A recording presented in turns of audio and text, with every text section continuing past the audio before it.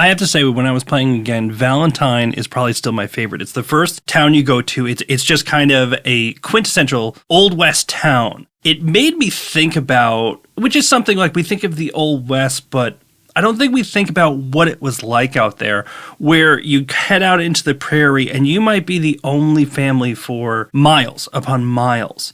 And you don't think about the fact, and this will happen in the game, all of a sudden outlaws will show up and start shooting up a house. And Valentine really made me feel how it's wide open, but also isolated. When we talk about the Old West, that you could go for miles and not see anyone.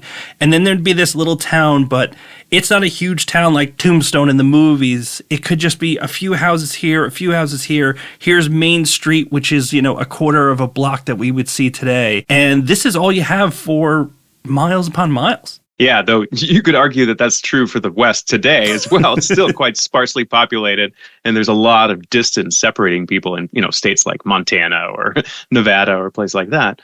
But yeah, no, I remember very well walking into Valentine as well. It's the first sort of semi-urban space that you get into with the gang. I told you I was a sucker for graphics and design, and wow, I was just blown away when I saw this sort of small cityscape of Valentine. And I think this gets at one of the things that Rockstar did very best with this game, in that they really do a nice job of capturing the visual landscape of turn-of-the-century America.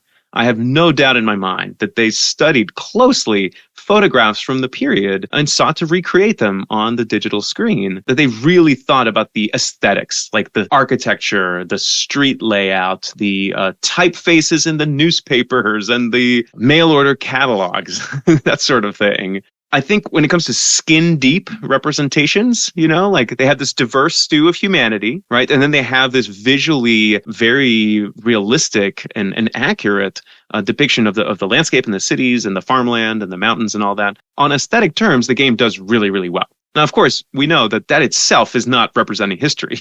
Like you can see a picture of a place. That doesn't mean you understand it.